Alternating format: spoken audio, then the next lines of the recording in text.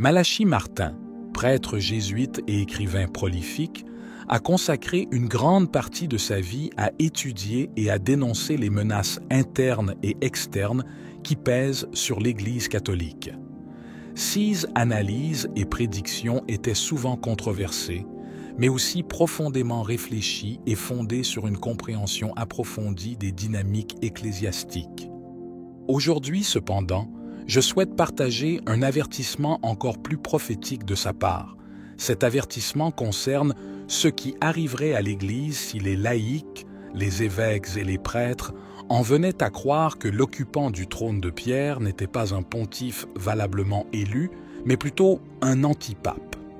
Malachi Martin, fort de ses connaissances et de son intuition, avait prévu des scénarios qui semblent de plus en plus pertinents dans le contexte actuel. Ces paroles résonnent aujourd'hui avec une force surprenante, surtout si l'on considère l'augmentation du nombre de catholiques qui remettent en question la légitimité du pape actuel. Martin a toujours souligné l'importance de la primauté papale comme fondement de l'unité et de la stabilité de l'Église catholique. L'autorité du pontife romain fut, pendant des siècles, le pilier qui maintenait la cohésion entre les fidèles et garantissait la continuité de la doctrine. Si cette autorité devait être remise en question, si un nombre croissant de catholiques commençait à croire que le pape actuel n'est pas un vrai pape, mais un antipape, les conséquences pourraient être dévastatrices. L'unité de l'Église serait compromise, ce qui pourrait conduire à une fragmentation sans précédent. Nous vivons à une époque où de plus en plus de catholiques remettent en question la légitimité du pape François, le considérant comme un antipape. Ces chiffres ne diminuent pas. Au contraire, ils augmentent chaque jour. Cette croyance croissante est alimentée par divers facteurs, notamment les critiques internes à l'égard de l'Église, les controverses doctrinales et les divisions politiques et sociales qui traversent le monde catholique. Martin nous a prévenu que tenter de détruire la primauté papale et l'autorité du pontife romain pourrait créer une combinaison dangereuse et déstabilisante. Et c'est exactement ce à quoi nous assistons aujourd'hui, avec un scepticisme et une désillusion croissant parmi les fidèles. Ce que vous êtes sur le point d'entendre, c'est Malachi Martin, extrait de l'un des derniers chapitres de « Les clés de ce sang », avertissant les gens de l'effondrement possible de l'Église catholique telle que nous la connaissons. La détérioration continue de la structure institutionnelle de l'Église catholique romaine a atteint un point critique et progresse chaque année à un rythme rapide. Le pape Jean-Paul II et sa bureaucratie papale ont été poussés ou repliés dans un isolement si inefficace de la gouvernance quotidienne de l'Église universelle que 3 résultats terribles sont désormais possibles. N'importe lequel de ces événements entraînerait probablement la désintégration finale de cette organisation institutionnelle catholique romaine telle que nous la connaissons et telle que les hommes et les femmes la connaissent depuis plus de 500 ans. Malachi Martin a décrit une série de scénarios inquiétants, prédisant que la structure de l'Église pourrait s'effondrer sous le poids de ses propres contradictions et des pressions extérieures.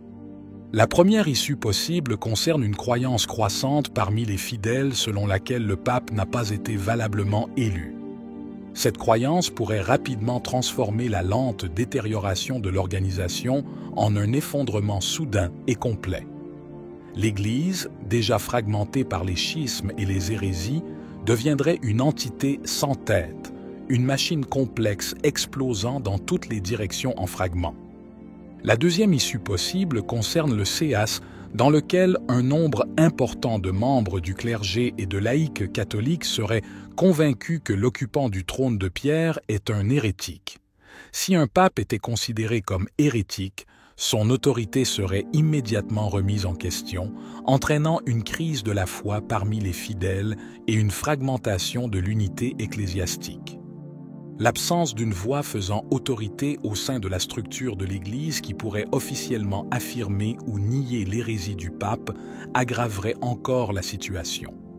Le troisième résultat concerne l'infiltration et l'influence de puissances extérieures qui pourraient manipuler l'élection papale, remettant en question la validité et la légitimité de l'ensemble du processus.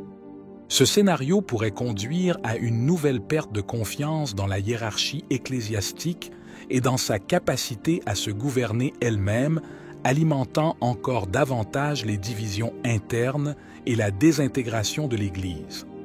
Le jour où un nombre important de membres du clergé et de laïcs catholiques seront convaincus, à tort ou à raison, que l'occupant du trône apostolique de Pierre n'est pas, et peut-être n'a jamais été, un pape valablement élu, ce jour-là, la détérioration continue et progressive de la structure organisationnelle va s'accélérer et aboutir à un effondrement soudain et étouffé de l'ensemble de l'organisation. L'Église catholique romaine, déjà divisée par des schismes et infestée d'hérésies, deviendra alors une entité sans tête, une machine complexe explosant dans toutes les directions en fragments, à mesure que son couvercle de sécurité et son couvercle de fermeture auront été brisés. Malachie Martin avait une vision claire des fragilités internes de l'Église et des conséquences potentielles d'une crise de leadership. La perte de confiance dans le pape en tant que guide spirituel et autorité suprême pourrait provoquer un effet domino dévastateur, amplifiant les divisions existantes et créant de nouvelles fractures. Sans une direction centrale reconnue et respectée, l'Église risquerait de se diviser en une myriade de factions, chacune ayant sa propre interprétation de la doctrine et de la foi. Dans ce scénario, l'unité déjà précaire de l'Église serait encore davantage compromise et la machinerie complexe de son organisation exploserait en fragments incontrôlables. Chaque groupe et faction se considérerait comme le seul véritable gardien de la foi catholique, ce qui entraînerait des conflits internes et une compétition féroce pour l'autorité et la légitimité. La désintégration de la structure organisationnelle déstabiliserait non seulement l'Église, mais aurait également des répercussions importantes sur les fidèles, les laissant confus et désorientés sans orientation claire. La seule garantie tangible dont disposent les catholiques romains qu'un homme est véritablement devenu pape est la garantie légale d'une élévation valide et d'un conclave légal de cardinaux légitimes. Leur foi leur assure qu'à travers cet homme et ses prédécesseurs, ils sont en relation historique avec Jésus-Christ, qui a fondé l'Église, et en relation surnaturelle avec le Christ tel qu'il est maintenant dans le ciel de la gloire de Dieu. La légalité ou la validité, pour reprendre le terme ecclésiastique, d'une élévation papale dépend de l'observance exacte, en présence de témoins, des différentes procédures visibles et vérifiables établies dans les règles des conclaves papaux. Le résultat final du conclave, un pape valablement élu, n'est obtenu qu'avec l'acceptation librement exprimée du pape élu. Cette procédure rigoureuse et formelle vise à garantir que l'élection du pape soit incontestable et universellement reconnue comme légitime. Les cardinaux, réunis en conclave, doivent suivre une série d'étapes codifiées et vérifiables depuis la fermeture des portes au vote secret, jusqu'à l'annonce officielle de l'élection et la proclamation « J'accepte » par le nouveau pape. Ce processus protège non seulement l'intégrité de l'élection, mais rassure également les fidèles sur le fait que le nouveau pape est choisi selon la volonté divine, exprimée à travers le vote des cardinaux. La garantie juridique d'un pape valablement élu est fondamentale pour maintenir la continuité et la stabilité de l'Église. Sans cette garantie, toute élection pourrait être remise en question, sapant ainsi l'autorité du pape et la confiance des fidèles. La foi des catholiques est étroitement liée à la certitude que le pape est le successeur légitime de Saint-Pierre, choisi selon un processus qui reflète à la fois la tradition historique et la direction divine.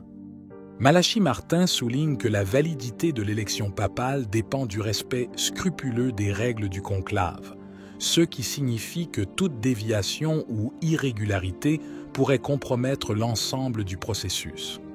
Cela met en évidence l'importance cruciale de la transparence et de l'intégrité au sein de l'Église, en particulier dans les moments critiques tels que l'élection d'un nouveau pape.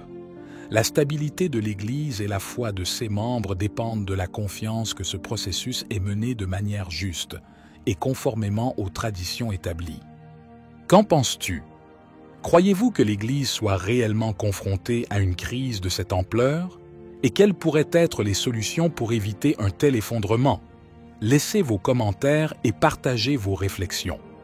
Si vous avez aimé la vidéo, commentez Amen. Que Dieu te bénisse.